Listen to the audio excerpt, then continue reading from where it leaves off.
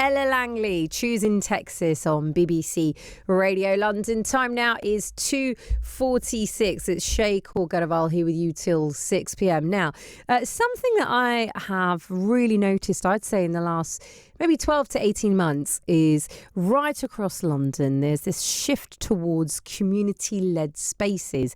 But what does that mean? When I was younger, and I'm talking maybe 2, even 3 decades ago, a lot of that came out of your local community centres, or even for that matter, youth clubs, where, communities were really deep rooted and a lot of activity was taking place. Well, of course, times have changed, but what is very interesting is for many Londoners, actually that human connection and connecting with your tribe, if you will, or your community is now more important than ever. But these are not your typical events or maybe content platforms, if you will. These type of events really are rooted in identity, culture, lived experience, bringing people together in real time and more so offline.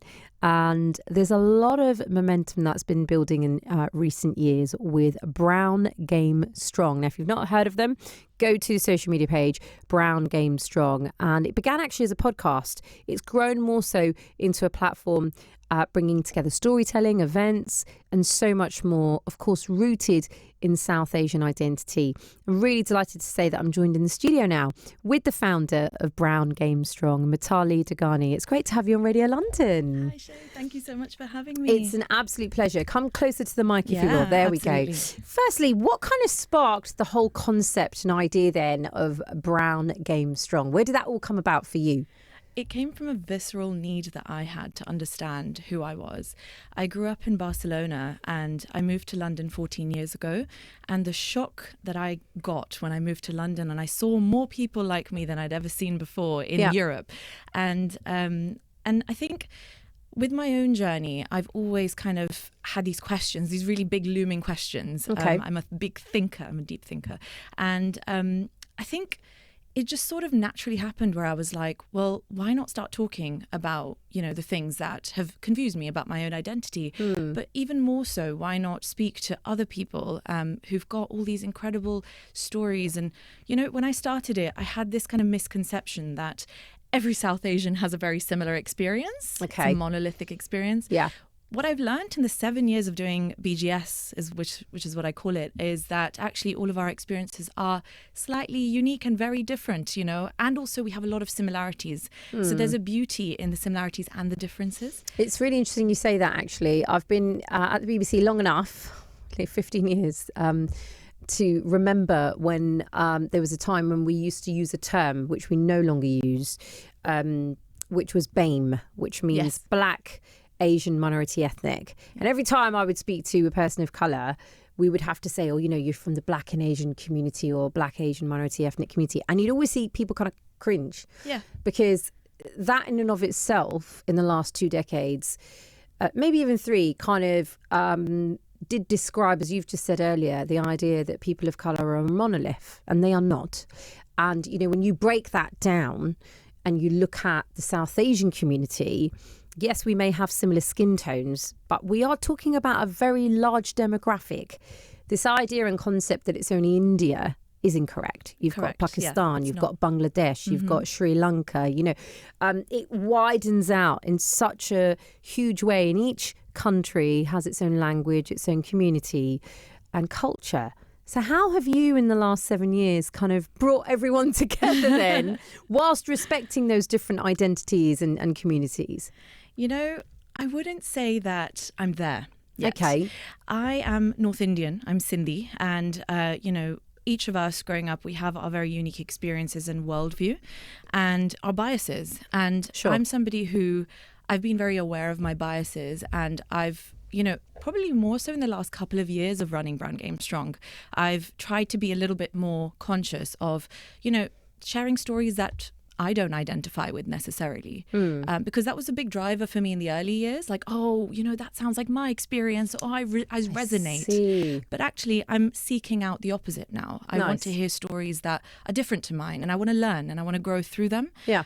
So I think through, doing more offline events and, creating third spaces, which is what you were alluding to at the beginning. That's been a wonderful way to not just expand our community and the people within the realm of Brown Game Strong, but also expand my own worldview and how I look at what it means to be South Asian. What is that? Because we're not a minority, we're in the global majority. That's a very important point. I remember a friend of mine saying that, and I was like, I did not realise that South Asians are now in the global majority. Mm-hmm.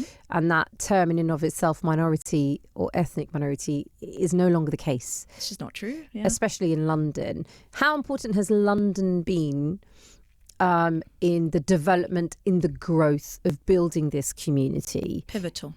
How so? There is a real openness in London. Of course, it's known as a melting pot. I have, a multitude of, let's say, experiences within my own roster, be it being Spanish, Catalan, possibly, but also Sindhi. Within that, Sindhi's within broadly being North Indian or being Indian. So when I stepped into London, I remember the first day I got off at Victoria Station and I took the district line in the wrong direction. I was going to my university interview. I went to Imperial and I just saw posters and there were people who looked like me and I was just like, this is amazing. And over the years, what I've realized is, people have a real hunger to connect with one another. Yes. And also to learn from each other's differing experiences. So I think there's a real open-mindedness. There's a malleability to the way people, explore identity in a place like London. And I think that's so beautiful. And I've not seen that in everywhere I've gone. Really? But London being a big city, of course, we're incredibly privileged that it's also located in a place where people from all over the world stop over in London. So, through the podcast, we've had opportunities to interview people who've just been traveling in for a few days. Nice. And we've caught them during that time. And so I think we're really, really privileged to be physically located here, but also mentally the kind of growth mindset that there is in a cosmopolitan city like London is just something that is worth kind of tapping into. And I think Brown Game Strong wouldn't exist if it weren't for London, to be honest. Blimey. That's that's really strong to say because, there are an array of different community-led groups and organisations across the country. But that's wonderful to hear that for you feel very strongly the success of Brown Game Strong has come off the back of being in London. Yeah, and not being British Asian myself. Yes. Yeah. And so would you say what now? You're an adopted Londoner? How would Mitali describe herself now? Well, to put it bluntly, when I land in Barcelona airport, I'm still talking to everyone in English in this accent. People think I'm from Wembley or Harrow. Oh, I love that. So, yes, I'm absolutely a Londoner and I'm also Spanish and I'm also Indian and, all these things. And I like being everything. But yeah, I would say Londoner is probably very high up there. That's really nice. That's what I tend to say as well, is I'll always kind of go to where I'm from in terms of being from the city of London first, rather than, referencing, let's say, my ethnicity, if you will. And it always strikes me when I meet other Londoners that will say the same. Yeah. When I leave London, I become more of a Londoner. Exactly. With regards to an array of events that you have, so you mentioned the third space. What does that mean for any of our listeners who don't necessarily understand? So third space, not the gym. Okay, nice. A third space is actually a location where people can come together through a shared interest, through a shared purpose. They can come and connect. And it's an offline place where you can almost, feel held, feel seen. That's not the Google definition. I've not Googled it. No, that's fine. That's my definition of it. But we actually we fell into creating events, actually.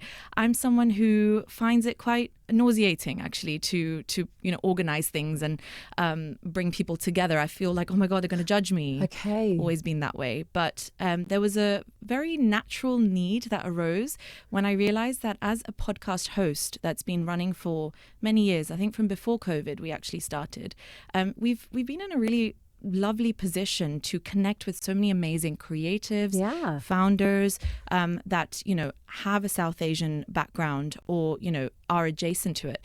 And so through that, what I realized was it's great to kind of talk at a camera, but it really just feels I feel desensitized. It's very dystopian for me. It's different to when you're in person. Absolutely. And even when you're doing this one-to-one thing, I mean, I'm used to being on the other side as well as a host. And I think there's just something so different about being in a room and watching other people interact with each other. Yeah. So that's how we fell into our our first set of events were actually fitness events. And I'm not a fitness gym rat myself, but I'm an aspiring, someone who wants to be better at being more regular at moving my body.